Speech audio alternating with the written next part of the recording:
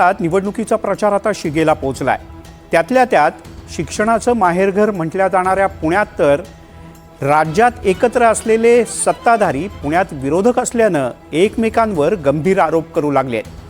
त्यामुळे थेट जाऊयात पुण्यात आणि पाहूयात आमचा विशेष रिपोर्ट थेट पुण्यातून।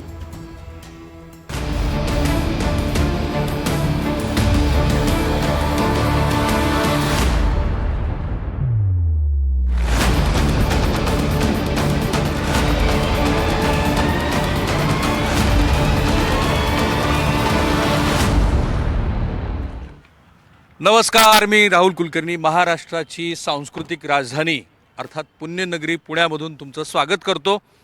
या शहरानं महाराष्ट्राच्या राजकारणामध्ये गेली 2-3 दशकं काही पॉलिटिकल नेरेटिव्ह सेट केलेली आहेत आणि इंटरेस्टिंगली ह्या महानगरपालिकेच्या निवडणुकीमध्ये सुद्धा साधारण जे संकेत असतात ना, ते संकेत ह्या निवडणुकीत कुठेतरी गायब झालेत। म्हणजे बघा, मित्रांनी मित्राला बरोबर घ्यायला हवं, राजकारणी आणि गुन्हेगार ह्या दरम्यानचे संबंध ह्याच्यात एक सीमारेषा असायला हवी आणि मग कुणी कुणाला किती दबाव द्यावेत वगैरे। तर ह्या सगळ्याची चर्चा करण्यासाठी बरंच तगडं मंडळ आहे आपल्याकडे। श्री सुनील टिंगरे आहेत, जे राष्ट्रवादी काँग्रेसची बाजू मांडतील आणि त्यांच्या शेजारी रुपाली ठोंबरे एकाच पक्षाची बाजू मांडणार आहेत। त्याचबरोबर मोहन जोशी आहेत, जे काँग्रेसची बाजू मांडतील, गजानन थारकुंडे जे शिवसेना उबाटाची बाजू मांडतील, योगेश खैरे आहेत जे एमएनएसची बाजू मांडतील, त्यानंतर मंदार जोशी आहेत जे आरपीआयची बाजू मांडते आणि मनाली भिलारे जे एनसीपी एसपीची बाजू म्हणते। दोघांना एकच कॉमन प्रश्न आहे, महाराष्ट्रातल्या सत्ताकारणातला सगळ्यात भ्रष्ट पक्ष भाजप आहे।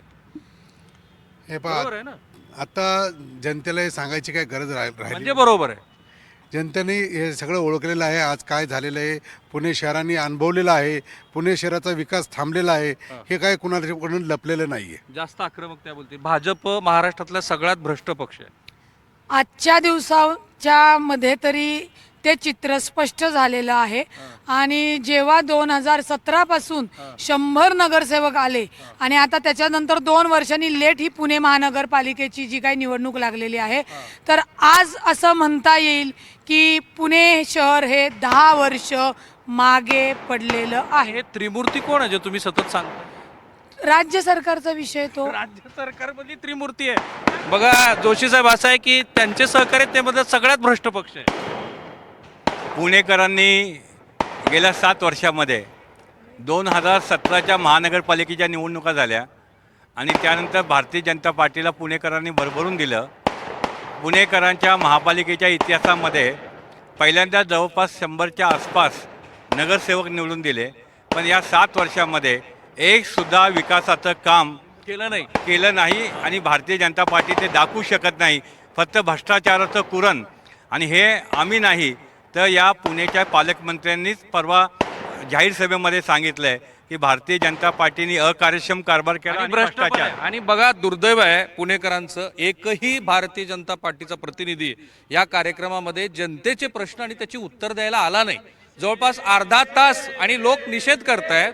आम्ही त्यांचे केंद्रीय मंत्री श्री मुरलीधर मोहोळ त्यांना सांगितलं, त्यानंतर भारतीय जनता पार्टीचे इथे निगडीत असलेल्या सगळ्या नेते मंडळीला सांगितलं, श्री चंद्रकांत पाटील यांना सांगितलं, आणि त्यामुळे साधारणपणे जर पुणेकरांचा असा समज झाला की त्यांना ह्या अवघड प्रश्नाची उत्तरं द्यायचीच नाही, तो काही वावगा नाही, पण तुम्ही यू मिस द बस असं आहे की तुम्हाला संधी होती पण तुम्ही यांच्याबरोबर गेलात। संधी असली तरी बोलणार काय, पार्टी पूर्ण कोरी आहे। गे 2017ला 100 पेक्षा जास्त नगरसेवक या भाजपाचे आले, पार्श्वभौमत त्यांना मिळालं, पण पुण्याचा विकास शून्य आणि तो भोपळा त्यांना थोडीच इथं सांगायचा आहे, म्हणून त्यांनी पळवाट काढली आणि त्या हसगैर आयडियोलॉजिकल डिफरन्सेस वगैरे जे अजित पवारांच्या बरोबर होते ते, जे आम्ही पुन्हा एकदा सांगतो, भाजप विरोधात जे कोणी आहे त्यांच्याबरोबर आम्ही आता आघाडीवर ऑपॉर्च्युनिस्टिक आहे आणि शाहू फुले आंबेडकरांची जी विचारधारा मानणारी आहे त्या लोकांसोबत आम्ही आघाडी केली। याच्यात चुकीचं काय? चुकीचं काय आहे? चुकीचं आरपीआय बहुतेक बीजेपी बरोबर आहे ते।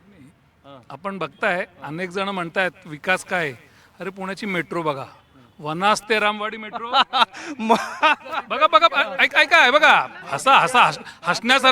हसण्यासारखं आणि तुम्ही वर मला यासाठी हसू आलं नाही, मला यासाठी हसू आलं की भाजपची बाजू त्यांना मांड, राज्यात आमच्याबरोबर शेअर करायचं आणि महानगरपालिकेला म्हणायचं विकास नाही झाला। अरे तुम्ही आमच्या बरोबरच आहात ना, काही दिवसांनी भाजप भ्रष्ट आहे की नाही? भाजप कशासाठी भ्रष्ट, काय भ्रष्टाचार केला सांगावा? काय भ्रष्टाचार? या ठिकाणी तुम्ही पाहिलं असन प्रत्येक टेंडरला जवळ काम द्यायचं कॉन्ट्रॅक्टरला डोळ्यासमोर ठेवून अटी ठेवायच्या, त्या कॉन्ट्रॅक्टरला काम कसं मिळेल आणि त्याच्याकडनंच काम कसं करून घेता येईल यासाठी तरी तुम्ही सत्तेत त्यांच्याबरोबरच आहात रुपालीताई. पुणे मनपामध्ये ज्या नागरिकांना पुणेकरांना ज्या सुविधा पाहिजेत त्या भाजपनी दिल्या नाहीत. आणि जसं आमचे शहर अध्यक्ष यांनी सांगितलं, टेंडर मॅनेज करायचंय, कोट्यवधी रुपये घ्यायचे किंवा टेंडरचे पैसे, मग स्वच्छता 1200 कर्मचारी आहेत तर ती स्वच्छता का होत नाही. आणि मगाशी तुम्ही जो प्रश्न विचारला तो त्रिमूर्तीचा, तो पुणे स्थानिकचा मी ठणकावून आवाज तुम्हाला सांगते. 1 मुरली अण्णा मोहोळ, 2 बीडकर आणि 3 भीमाले. त्रिमूर्ती कंपनी. त्रिमूर्ती. आणि बघा त्याचं उत्तर द्यायला भाजपचं कुणीच नाही आज. मध्ये ज्या तुम्ही कोणाबरोबर आहेत? आम्ही आमच्या शिवसेनेबरोबर आहोत. आता हे मला कळलं तुम्ही काँग्रेस बरोबर इथे आहात. मुंबईत तुम्हाला घेतलं नाही काँग्रेसने. नाही ऐका तिथं परिस्थिती वेगळी असेल, इथली परिस्थिती वेगळी. आम्ही आज महाआघाडी म्हणून आम्ही लढतोय. आता राहिला पुण्याचा प्रश्न. आज भारतीय जनता पार्टी उत्तर द्यायला पण आलेली नाहीये.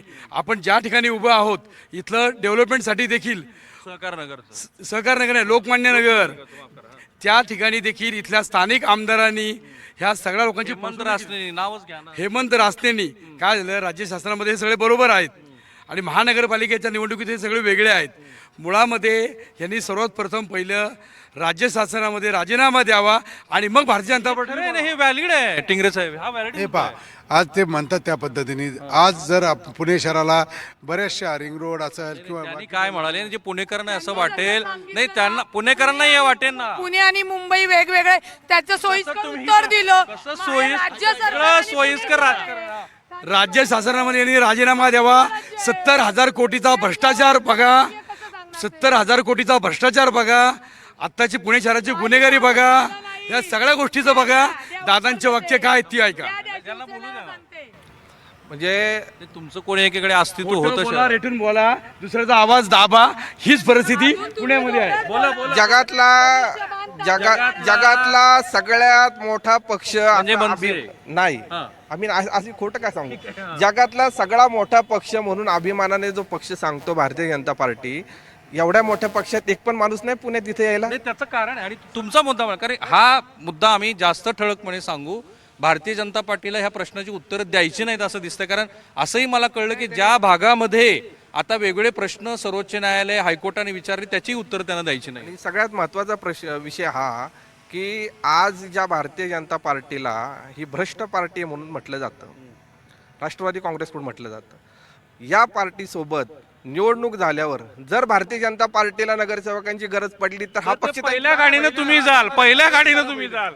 आता हे पहा, नाही जाल की नाही, मी तुम्हाला सांगतो जनतेच्या मनात हा ती वेळ आम्हाला येणार नाही. अरे असं नाही. यावेळेस तुम्हाला जे भारतीय जनता पार्टीला वाटत होतं की बाकी सगळे पक्ष त्यांच्यासमोर कमकुवत आहेत, मी आज सांगतो पहिल्यांदा कसब्यामध्ये सुद्धा आज आमचे जे त्यांचा बालेकिल्ला म्हणतात तिथं आमचे नगरसेवकाला जे कॅन्डिडेट त्यांना खूप प्रतिसाद आहे. आणि आम्हाला या ठिकाणी गॅरंटी आहे की यावेळेस आम्ही जवळजवळ 165 लढतोय. मुळामध्ये एक लक्षात घ्या, आमचे शिवसेनेचे बंधू म्हणले 70,000 कोटी, तुमच्यावर किती आरोप झाले कोरोनाच्या. ऐका ना, मला सांगायचंय काय, आमच्या 70,000 कोटीवर केलेले आरोप संविधानाने मेहरबान कोर्टाने आम्हाला निर्दोष मुक्तता दिली, तर तुम्ही आरोप करणारे कोण? गमतीचा भाग असा की मी चंद्रशेखर बावनकुळेंशी बोललो, तुम्हाला सगळ्यांना हे कळायला पाहिजे. चंद्रशेखर बावनकुळे असं म्हणाले की श्री अजित पवार यांनी हे बोलणं जरा टाळायला पाहिजे होतं. बोला.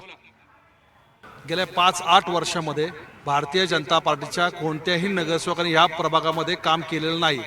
म्हणजे पूर्वी नारूचा रोग टाळा आणि बक्षीस मिळवा अशी घोषणा लिहिलेल्या अशा भिंतीवर, तीच परिस्थिती या प्रभागात निर्माण झाली होती. गेल्या कोरोनाच्या काळामध्ये सुद्धा कोणीही लोकांची म्हणजे ती किट सुद्धा खाण्याची कामं केली. अक्षरशः किट होतं ना ते सुद्धा खाण्याचं. हे जर आपल्या जुन्या राजकीय पक्षाचं सगळंच उणे धुणं काढतायत. नाही राजकीय करण्यापेक्षा भारतीय जनता पक्षाची स्थानिक स्वराज्य संस्थांच्या निवडणुका घेण्याची इच्छा नव्हती हे स्पष्ट झालेलं आहे. 3 ते 3.5 वर्ष लांबवलेल्या निवडणुका या सुप्रीम कोर्टामुळे आज घेणं भाग पडलेलं आहे. तुमचं पक्ष संघटन आहे का? लोकांना पर्याय हवाय, तुम्ही देणार आहेत का? 100% त्याप्रमाणे काँग्रेस आणि शिवसेना महाविकास आघाडीच्या माध्यमातून अनेक उमेदवार दिलेले आहेत आणि त्याप्रमाणे आम्ही तुल्यबळ लढत देत आहोत. मनसे आहे ना तुमच्यावर? नाही आहे ना, काही ठिकाणी आहे ना. आणि ही गंमतच आहे की मुंबईत त्यांनी घेतलं नाही. पटापट सांगा. काँग्रेस हे प्रिन्सिपल अपोजिशन नाही, ते मुद्दे मांडतंय. उद्या काय गॅरंटी यांच्या 60 जागा आला तर बरोबर मांडीला लावून. हा प्रश्न खरंच सगळ्यांना पडलेला आहे बरं का, की तुम्ही एक चांगली वैचारिक भूमिका घेतली होती, ती वैचारिक भूमिका सोडली आणि काही कारण नसताना त्यांच्यावर गेला तुम्ही. कोण म्हणतं आम्ही वैचारिक भूमिका आधी सोडली? पुढाकार कोणी घेतला होता हे सांगा महाराष्ट्राला. महाराष्ट्राला सगळं माहिती आहे. जर मला एक प्रश्न आहे, जर 2 कुटुंब एकत्र येत असतील तर प्रॉब्लेम काय? आणि हे ते सगळ्या काँग्रेसचे- महाराष्ट्रात होणार आहे. मला काय म्हणायचंय, ऑन कॅमेरा आपण बोलतोय, जबाबदारी ठेवावी, थोडी बॅकग्राऊंडला माहिती घ्यावी. ते सुद्धा अजितदादांबरोबर तयार करायला रेडी होते आघाडी करायला. आता आम्ही गेलो आणि त्यांना घेतलं नाही म्हणून कदाचित दुखणं असू शकतं. पण असं आहे जोशी साहेब, हे तर महाराष्ट्र खूप वेगळ्या पद्धतीने बघतोय की खूपच तिकडींबाज सगळ्या आघाड्या वगैरे, काय कोणाला कशाचा अर्थच राहिला. काँग्रेस पक्षाची भूमिका ही पूर्वीपासून स्पष्ट होती. मी स्वतः पत्रकार परिषद घेऊन जे पक्ष भारतीय जनता पार्टीबरोबर सत्तेमध्ये सहभागी आहेत त्या पक्षाबरोबर काँग्रेस जाणार नाही. कारण या पुरोगामी महाराष्ट्रामध्ये जातीवादी पक्षाबरोबर सत्तेमध्ये सहभागी व्हायचं आणि हिचं नुरा कुस्ती करायची, ही नुरा कुस्ती आहे. ही नुरा कुस्ती आहे. हे खेळतात ती नुरा कुस्ती आहे. हा, येईन ना. नुरा कुस्ती आहे. ही जी आत्ताची लढाई आहे ही आम्ही तुम्हाला सांगतो की जनतेची मागणी होती. या ठिकाणी राष्ट्रवादी काँग्रेस हा एकमेव पर्याय पुणे शहराला आहे जो विकासाचं मला एक विजन. सांगा आता, कारण महाराष्ट्र तुम्हाला कोण कुणासाठी आधी पुढाकार घेतला हे नाही कळलं. कोण आधी घेतलं? तुम्ही आलात की पवार NCP कडनं, शरद पवार साहेबांकडनं पहिला प्रस्ताव आला? नाही, हे पहा, आज कसं आहे, ते कुटुंब एकत्र येणं हे काळाची गरज होती आणि त्या निमित्त त्या माध्यमातनं आमच्यासारख्या कार्यकर्त्यांनी तो पुढाकार घेतलेला. दादा किंवा साहेबांनी नाही त्यांनी नाही घेतलेला, घेतलेला. तो आम्ही घेतला. पण असं आहे, मला जेवढं कळलं त्याप्रमाणे नगरपालिका निवडणुकीचे निकाल आल्यानंतर दोन्ही राष्ट्रवादी काँग्रेस एकत्रित येण्याची प्रक्रिया वेगानं सुरू झाली. 2017चा भारतीय जनता पार्टीचा मॅनिफेस्टो आहे, ह्यातली एकही गोष्ट पूर्ण यांनी केलेली नाही. सांगा, कारण ह्याची उत्तर द्यायला नाहीच आहे भाजपचं कोणी. त्यामुळे सांगतोय की ते उत्तर द्यायला नाही आहेत. पण राष्ट्रवादी शरद पवार साहेबांनी आम्ही विचार केला की एका शक्तीच्या विरोधात लढायचं आहे, त्यामुळे आम्ही सगळेजण एकत्र लढू. पण आम्हाला देखील 4-4 तास राष्ट्रवादी शरद पवारांच्या लोकांनी एका ठिकाणी बसून ठेवलं आणि नंतर आलेच नाही. नंतर दादांची चर्चा झाली काय, त्यानंतरही आले नाही परत. म्हणजे अशा वेळोवेळी केवळ विश्वासघात करण्याचं काम ह्या सर्वांनी केलेलं आहे. आम्ही विचार केला होता की भारतीय जनता पार्टीच्या विरोध सगळेजण एकत्र लढायचं आहे, म्हणून आम्ही एकत्र चाललो होतो. शहरातल्या प्रश्नावरती पण लोकांना बोलतं केलं पाहिजे, केवळ राजकीय चर्चा नको. काय शहरातले प्रश्न आहेत की जे कोणी सोडवतच नाहीये? ट्रॅफिकचा प्रश्न आहे, कचरा व्यवस्थापन आहे, अजून भरपूर बरेचसे प्रश्न आहेत. सुटत नाही. सुटत बोला. हा, बोला. आज म्हणजे इलेक्शन लागलेलं आहे. हे BJPचे आज 9 वर्ष झालं सत्तेत होते, तरीसुद्धा ह्यांनी कसलाही विकास केला नाही आहे. आज मी प्रभाग 27मध्ये आहे. माझ्या इथं पाण्याचा प्रॉब्लेम आहे, गटर साफ होत नाही आहे, कचऱ्याचा प्रॉब्लेम आहे. म्हणजे महिलासुद्धा सुरक्षित नाही आत्ता ह्यांच्या ह्याच्यामध्ये. हा प्रश्न बऱ्याच लोकांनी आता बाहेर फलक पण लावलेत आणि त्यांचं असं म्हणणं आहे की इथले जे स्थानिक आमदार आहेत हेमंत रासने यांचा काहीतरी त्याच्यामध्ये रस आहे आणि त्यामुळे ते झाले. तुम्ही सत्तेवरती आल्यानंतर करणार काय? आणि समजा तुमचं महायुतीचं जे काही व्हायचं ते होईल, पण महानगरपालिका निवडणुकीत ह्या मंडळीचं करायचं काय? नाही, हे पहा, जे आत्ता इथल्या स्थानिक नागरिकांचा जो मुद्दा आहे तो त्यांची जी इच्छा आहे त्या पद्धतीने आम्ही निर्णय घेणार.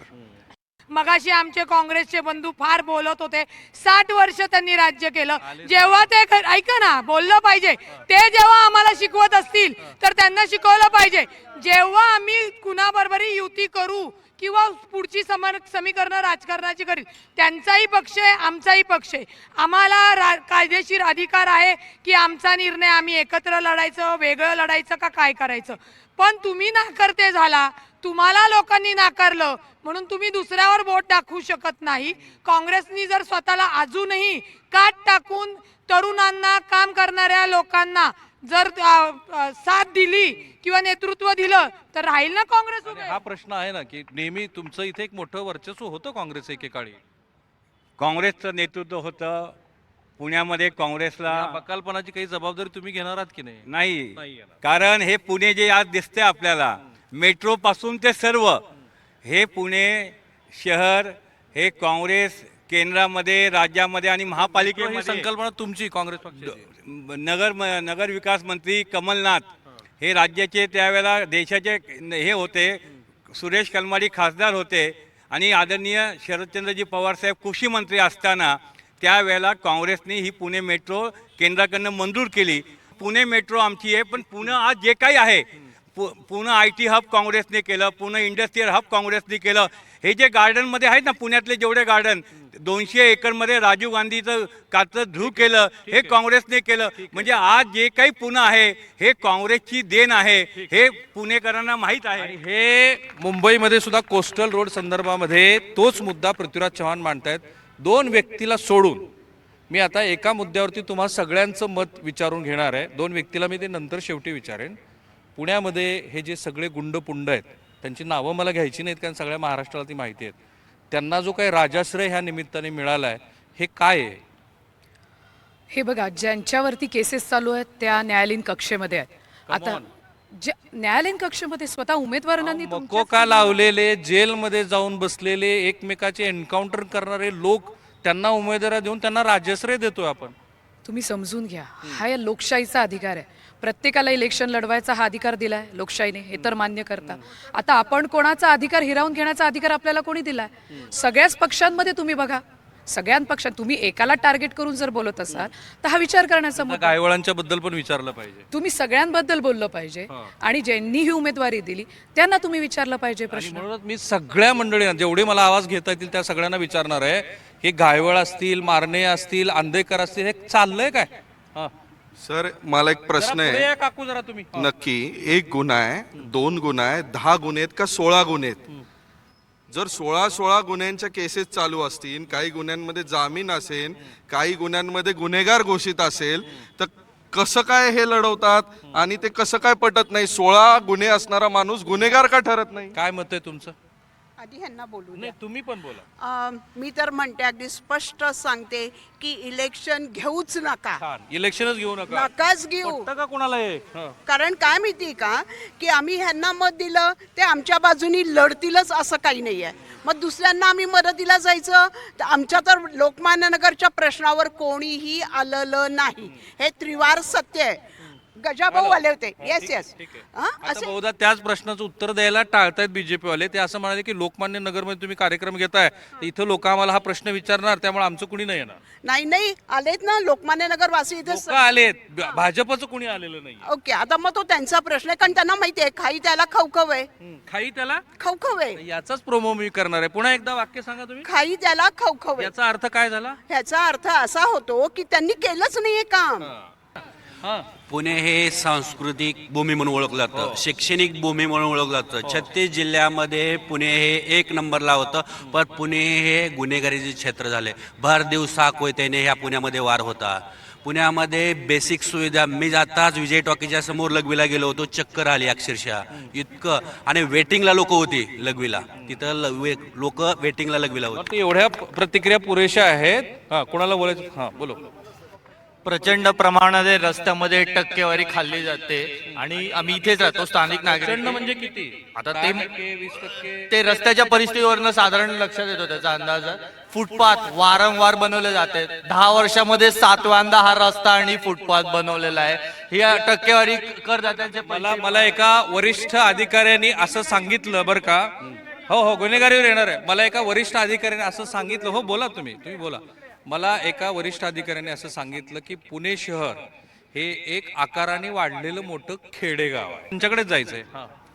मुळात गुन्हेगारांना कोर्टाने परमिशन दिलेली आहे ज्या विषयावरती घेतले. समज तुम्हाला संविधानाने अधिकार दिला ना त्यांना कोर्टाने, आणि मुद्दा आता आला गुन्हेगारी कुठल्या पक्षांनी दिलेला आहे. ज्यांनी हा प्रश्न उपस्थित केलाय त्यांनी किती गुन्हेगारांना तिकीटं दिलीत ही सुद्धा बाजू आली पाहिजे. म्हणजे भाजपने किती जणांना दिली आहे? हा प्रश्न आला पाहिजे ना. आणि मुळात त्यांनी हा प्रश्न निर्माण का केला. हा एक मुद्दा आहे की एखादा गुन्हेगार असेल परंतु त्याच्या कुटुंबातील एखादी व्यक्ती जर चांगलं काम करणार असेल, तिचं चारित्र्य चांगलं असेल तर त्याचं खापर त्याच्यावर फोडलं जाऊ नये, परंतु काही आचारसंहिता मात्र जपली पाहिजे. आता मात्र मला या दोघांनाच ते विचारायचे, दोन्ही मुद्दे आहेत. हे जे गुन्हेगारांना तुम्ही येणारच आहे, मी गुन्हेगारांना जो काही राज्याश्रय मिळतोय त्याचं सगळं खापर तर तुमच्यावरच फुटतंय. मुळामध्ये खापर फोडणारे जे आहेत ते जे बोलले होते पहिल्यांदा की मैत्रीपूर्ण लढत करणार, ठीक आहे त्यांनी बोलले, परंतु मी तुम्हाला इथं अत्यंत जबाबदारीने सांगते, राष्ट्रवादी काँग्रेस पार्टीने कुठल्याही गुन्हेगारांना तिकीट दिलेलं नाही. आता गुन्हेगार कोण नाही, गुन्हेगार कोण कायद्याच्या मध्ये त्याच्या व्याख्या आहे. आपलं पुणे शहर हे शिक्षणाचं माहेरघर आहे. आपण सगळे शिकलेलो असं नाही आहोत. वाटत ही जी आडनावं जी चर्चेत होती त्यातला कुणीतरी सदस्य झालाय तर त्यामुळे एक वेगळ्या पद्धतीचा संदेश गेलाय. एक लक्षात घ्या, आडनावावरनं कुणाचं काही घडत नसतं. आडनावावर काही घडत नाही. आडनावावरनं ना तुम्ही जातीवाद घडवू शकता ना कुणाची दहशत आहे सांगू शकता. त्याच्यामुळे एक लक्षात घेतलं पाहिजे, कुठल्याही गुन्हेगाराला शिक्षा झालेली नाही. जर शिक्षा झाली असती 2 वर्षाची तरी तो उमेदवार निवडणुकीला उभं राहण्यास पात्र तुम्ही वकील आहात, केवळ वकिली मुद्द्यावरती तुम्हालाही माहिती की महाराष्ट्र तुम्हाला बघतोय, हा संदेश चांगला नाहीये. आपण जे काही करतो आहोत ते चांगलं नाही. गुन्हेगारांना गजानन मारनेला तिकीट दिलेलं आहे नाही. सौ जयश्री गजानन मारणे या माजी नगरसेविका आहेत. त्यांच्यासोबत केंद्रीय मंत्र्यांच्या मिसेस मोनिका ताई या एकत्र सभागृहात काम केलेले. त्याच्यानंतर लक्ष्मीताई अंदेकर या सुद्धा माजी नगरसेविका आहे. आता अंदेकर आणि कोमकर जे काही टोळी युद्ध, जे गुन्हे झाले, जी विकृती झाली त्याच्यावर कायदेशीर कठोर कारवाई करण्यात आलेली आहे, परंतु त्यांच्यावर ते आरोप आहे. मग त्याच्यावर अनेक काही वेगळ्या यांनी मकोका लावलाय, त्यांच्यावर जी काही अनेक कलमं लावलेली आहेत. त्यांनी खुद्द मेहरबान कोर्टाकडे अर्ज केला आणि कोर्टाने त्यांना सांगितलं की तुम्ही उमेदवारी तुमची भरू शकता. ही कायदेशीर आहे. अजितदादांनी हा यांनी मर्डर केलाय, ये रे वाळा बेट्या तुला तिकीट देतो, असं नाही ना केलेलं. काही लोक महाराष्ट्रातली आणि पुण्यातली ठरवतील. आता हा मुद्दा त्यांनी मांडलेला असल्यामुळं, पण आम्हाला ते हे जरा सांगा, ती घायवाळांचं नेमकं भाजपच्या मंडळीने केलंय काय? आता तुम्हा सर्वांना माहिती आहे, आम्हाला ते गेले माहिती कसे पण- बाहेर, का? गेले कसे बाहेर? कुणी पाठवले? कोणाचा त्याला आहे? कुणी पाठवलं? भाजप सत्ता कुणाची, केंद्रात कुणाची, राज्यात कुणाची, त्यांच्या गृहमंत्रीपद त्यांच्याकडे आहे. आणि आज जर असे फसून जात असेल पुन्हा तर एकदा ठासून असं सांगा ना की भाजपच्या मंडळींनी इथले जे केंद्रीय मंत्री आहेत मुरलीधर मोहोळ त्यांच्या पाठिंब्यानं घायवळला पाठवलं. आता सर्वात खोटे आपण बघा ना, पासपोर्ट द्यायला मदत कोणी केली त्यांची नावं अच्छा, रोहित पवार आता सोयीस्कररित्या ती नावं पुढे येत नाहीयेत. आणि केवळ केंद्रीय मंत्री मुरलीधरांमुळे काम करतायत. पुण्याचं टर्मिनल 2 विमानतळ बघा, एअरपोर्ट बघा, पुण्याचा विकास बघा. केवळ असूयेपोटी कोणावर आरोप करू नका. पुण्याचा विकास हा महायुतीनेच केलेला आहे. आणि आपण बघताय की हे स्थानिक प्रश्न आहे, त्या स्थानिक प्रश्नावर बोलण्यापेक्षा एकमेकातच वादावादाचा. पण घायवळावरती बोलायचं नाही, घायवळचा प्रश्न, घायवळला कुणीही मदत केलेली नाही. घायवळला ते रोहित पवारांचं नाव घेतात लगेच, जरी ते आता तुमचे सहकारी आता तुम्हाला माहिती आहे, इलेक्शन जवळ आले का आले की एक चांगल्या मोठ्या व्यक्तीचं नाव घ्यायचं, TRP वाढवायचा आणि त्याच्यावरती आरोप करून लोकांना 70,000 कोटीचं पण झालेलं असं आज तुम्हाला माहिती आहे, कोर्टाने त्यांना या ठिकाणी ह्या प्रकरणामध्ये क्लीन चिट दिली आणि क्लीन चिट दिली. त्या काळातलं जर सगळा बजेट बघितलं तर 70,000 कोटीचं बजेट पण नव्हतं त्या खात्याला. बोला, तुम्हाला काय बोलायचं? युवकांचे प्रश्न कोणच मांडायला तयार नाही आहेत. आज युवक हा पुणे शहरात बाहेरनं नोकरीला यायचा, पण आज पुण्यातला युवक हा बाहेर गुजरातला नोकरीला जायला लागलाय. तर युवकांचे प्रश्न खूप महत्वाचे आहे. मला जरा ह्या मंडळींना बोलू द्या. मला जरा पुणेकरांच्या दृष्टीने कोण, अरे सगळेच निघून जात आहेत. पुण्यामध्ये IT हब बसवलं हे काँग्रेसनी बसवलं. आज त्या IT हबला इतकं भयानक ट्रॅफिक झालंय की IT कंपन्या निघून चालल्या आहेत. याच्याकडे लक्ष दिलं पाहिजे. नाही, मुद्दा असा आहे की 2012 ते 17 हा अजितदादा किंवा राष्ट्रवादी काँग्रेस पक्षाच्या माध्यमातून झालेला विकास पहा. 17 ते 2025 बघा. 17 ते 2025 मध्ये शहरामध्ये ट्रॅफिक व्यवस्था दुर्दैव अवस्था झालेली आहे. ट्रॅफिक जाम होत आहे, पाणी साचतंय. आज हायराईज बिल्डिंग ही 2020 नंतर मोठ्या प्रमाणात पुणे शहरात होतात आहे. इन्फ्रास्ट्रक्चरच्या बाबतीत पुणे शहर काहीच नाही आहे. 45,000 टँकरच्या फेऱ्या झाल्या. शेवटचा मुद्दा आहे, या प्रत्येकाला मी 1-1 मिनिट देणार आहे, की तुम्हाला लोकांनी निवडून का द्यावं, अशा कुठल्या गोष्टी जे तुम्ही करणार आहात? सगळ्यात पहिलं पुणं जे जुनी ओळख होती आणि हे भाजप सत्तेवर आलं त्यांनी पुण्याची जी ओळख पुसली ती आम्ही पुन्हा करणार. पुणं हे आम्ही विकसित करणार, तिथे युवांना न्याय देणार, महिलांना न्याय देणार. पुण्यामधील वाहतुकीची कोंडी हा सर्वात महत्त्वाचा प्रश्न आहे. सार्वजनिक वाहतूक व्यवस्था ही महत्त्वाची आहे. या ठिकाणी पर्यावरणामध्ये जे हवेचं दूषित प्रमाण जे वाढलेलं आहे आणि जी या पुण्यनगरीमध्ये लहान लहान मुलं आहेत त्यांचं पुढचं आयुष्य जर वाचवायचं असेल तर पर्यावरणावर लक्ष देणं हे काँग्रेसचं एक प्रामुख्याने आहे. दुसरी महत्त्वाची गोष्ट अशी आहे की मागच्या 5 वर्षामध्ये 100 नगरसेवक जवळपास भाजपचे निवडून आले होते. परवा तिकिटामध्ये त्यांनी 50 नगरसेवकांना घरी बसवलं. का बसवलं? ते अकार्यक्षम होते आणि भारतीय जनता पार्टीने पुणेकरांना महापालिकेमध्ये अकार्यक्षम कारभार केला. म्हणून पुणेकरांनी ठरवले आता की आम्ही यावर्षी तुम्हालाच घरी बसवणार आहोत. आपण काय करणार ते मला सांगा. नाही, आणि बघताय आपण की देवाभाऊ पुणेकरांना जे जे हवंय पुणेकरांना रुपयाला जागा किती दिली?